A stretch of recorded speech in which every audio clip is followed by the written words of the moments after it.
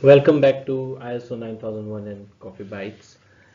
In this episode, I will explain you about clause 4.2, which is understanding the needs and expectations of interested parties. Due to the effect that interested parties may have on the organization in terms of quality of products and services, customer satisfaction, and statutory and regulatory requirements, the standard requires the organization to determine interested parties relevant to the QMS and their needs and expectations. Um, well, the justification for why this clause is right at the beginning of the standard is that interested parties will have an impact on the organization's ability to provide products and services that consistently meet customer needs and legal requirements. The requirements are to determine what interested parties are relevant to the QMS and the requirements of these parties that can affect the QMS. This information is used throughout the QMS, so it is important to gather all the information that is needed. If you understand the needs, expectations, and requirements of your interested parties, it is easy to see that these are critical to ensuring that your products or services meet the requirements, which is the reason behind having your QMS, isn't it, right? So it is important to understand your interested parties if you are to properly plan and implement the processes of your QMS without doing this critical step. Without doing this critical step properly, you run the risk of having problems when your product or service is used. And I'm sure you don't want it. That you launched a business, you are running a process within a large organization. You don't want to mess up with the deliverables of your team processes or the overall deliverables of your own business if you're a business person. So plan for success and perform this assessment well.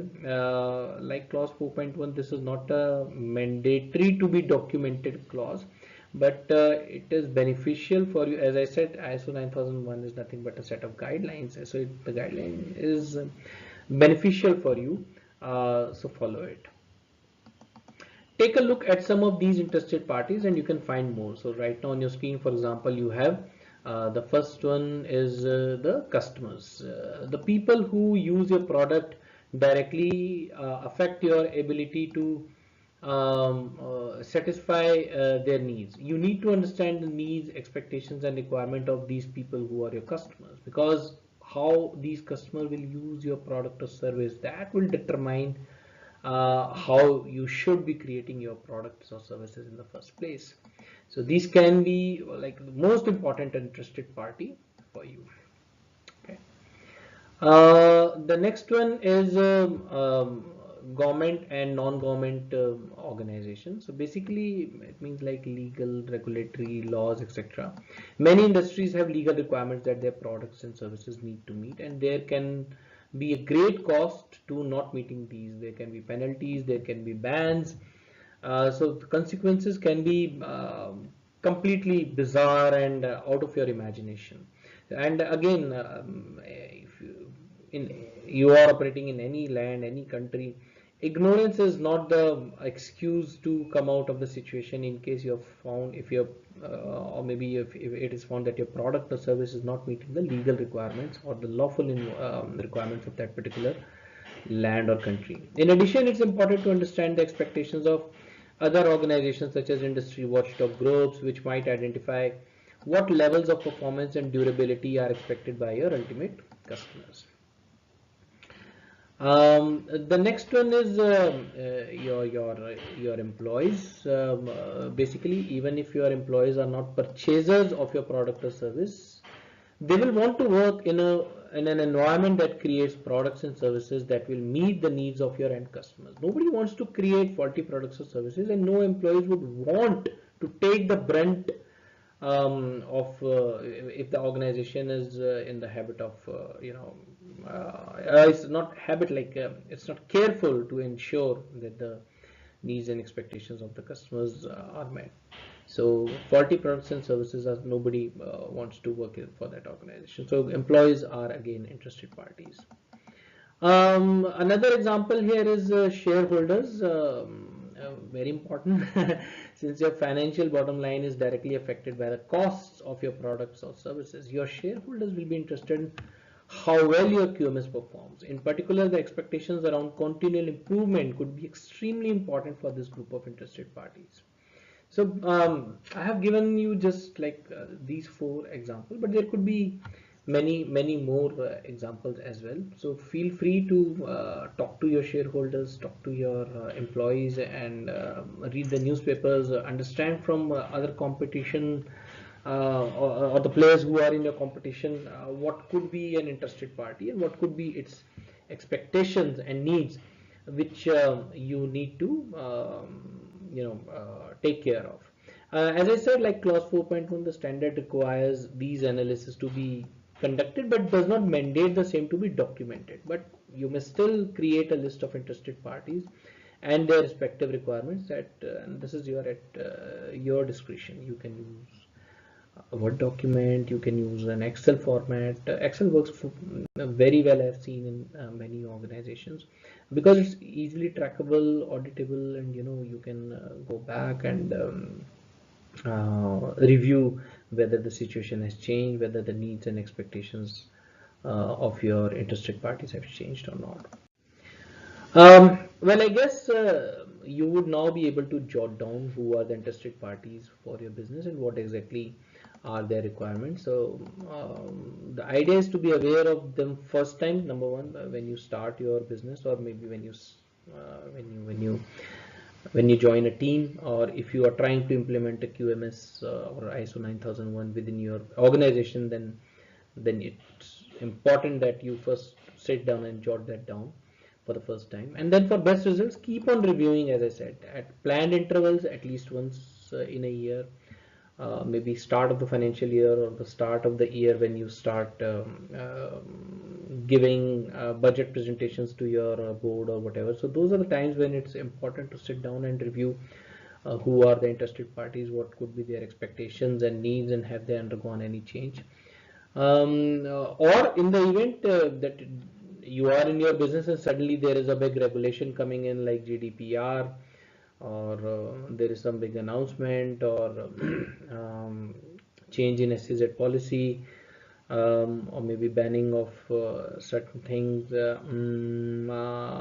demonetization, or political scenario in your country, whatever. So whenever there is a big change and a considerable change which has happened outside your organization, or maybe within your organization is undergoing a restructuring, you want to cut down on budgets, or you want to do some right shoring or offshoring, those are the times when you should be able to see and analyze if there is an impact on your business, if there is going to be any impact or change in the requirements and expectations of your interested parties that can impact the deliverable from your team or your process or your business.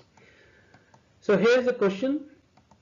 We are going to see some interested parties and a set of requirements, and let's see, let's try to match from top to bottom. So for example, a company that buys your services, so there is if you are in a B2B kind of business, and there is another business who buys services from a business, so what would be it's an interested party, obviously. It's very I mean quite obvious over here, but what could be its requirement? So would it want that enhancing your company's public image, that is the requirement, or compliance with the appropriate law is the requirement, or fulfillment of contractual requirements is the requirement? Similarly, what about consumer associations? As I said, one of the government and non-government section, when I was saying there are watchdogs within the industry.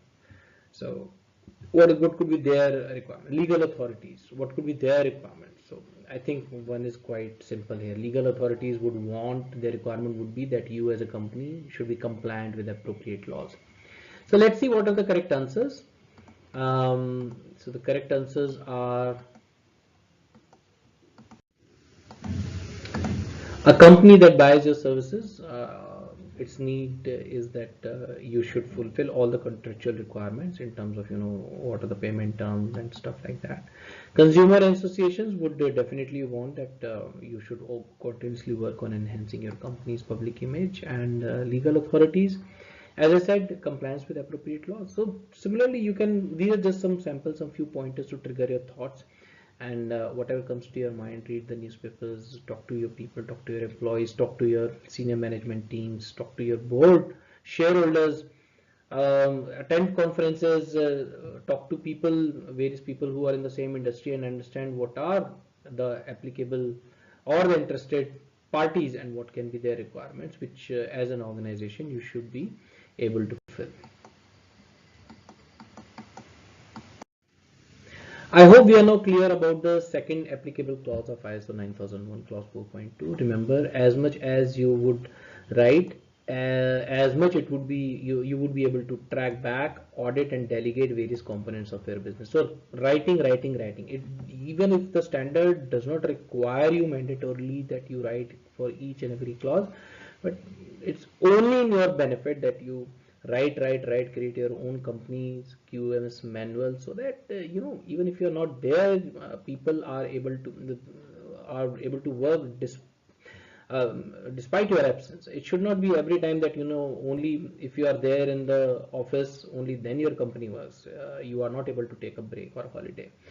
So it will be easier for you to delegate and then track back and measure it as well. That we are going to see in the coming clauses. So do